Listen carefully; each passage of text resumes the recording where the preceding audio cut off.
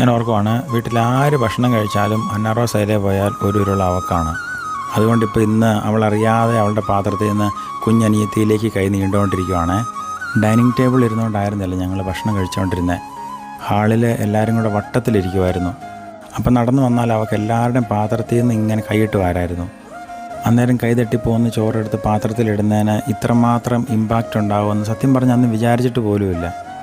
ശരിയാണ്, തിരക്കായിരിക്കാം. പക്ഷേ ഈ ഭക്ഷണത്തിൻ്റെ കൾച്ചർ ചെറുപ്പത്തിലെ പിള്ളേർക്ക് പറഞ്ഞു കൊടുക്കാൻ ഏറ്റവും നല്ല വേദി എന്ന് പറഞ്ഞാൽ ഒരുമിച്ചിരുന്ന് ഭക്ഷണം കഴിക്കുന്നത് തന്നെയാണ്. സന്ധ്യ കൂടിക്കഴിയുമ്പോൾ ഒരു വിശപ്പിങ്ങ് വരും.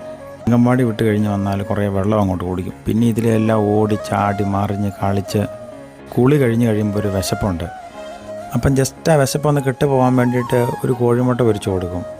10-40 സെക്കൻഡ് കൊണ്ട് തീരുന്നു മാത്രമല്ല, അതിൻ്റെ ഒരു ഓഹരി നോവയുടെ വയറ്റിൽ കൃത്യമായിട്ട് എത്തുകയും ചെയ്യും. വളർന്നു വരുന്ന ഒരു കൊച്ചിനോട് ചെയ്യാവുന്ന ഏറ്റവും വലിയ നീതി എന്ന് പറഞ്ഞാൽ ഏതൊരു കാര്യവും മിതത്വത്തിൽ അവളുടെ മുമ്പിൽ എത്തിക്കുക എന്നുള്ളതാണ്. പ്രത്യേകിച്ച് അത് ഭക്ഷണത്തിൻ്റെ കാര്യത്തിൽ. ഇവിടുന്ന് ഒരു 4-5 മണിക്കൂർ ഫ്ലൈറ്റിലിരുന്ന് ആഫ്രിക്കയിലെത്തിയ 2-3 ദിവസം ഭക്ഷണം കഴിക്കാത്ത മക്കളുണ്ട് അവിടെ. അവിടെ ഇവിടവും തമ്മിൽ 2.5 മണിക്കൂർ വ്യത്യാസമേ ഉള്ളൂ.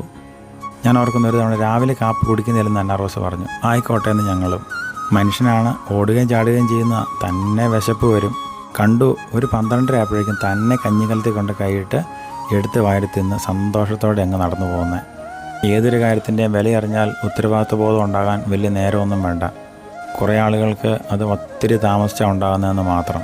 ഇനി എനിക്കെന്തെങ്കിലും ഉണ്ടോ? എല്ലാം തീർന്നല്ലോ. നിഷ്കളങ്കമായ ചോദ്യത്തിനുള്ളിൽ പൊട്ടിച്ചിരിച്ച് മമ്മി. കുഞ്ഞേച്ചിയുടെ ഓരോ കളിയും കണ്ടുകൊണ്ട് നോവയൊരരികിൽ. സന്തോഷം, സമാധാനം. ദൈവം അനുഗ്രഹിക്കട്ടെ.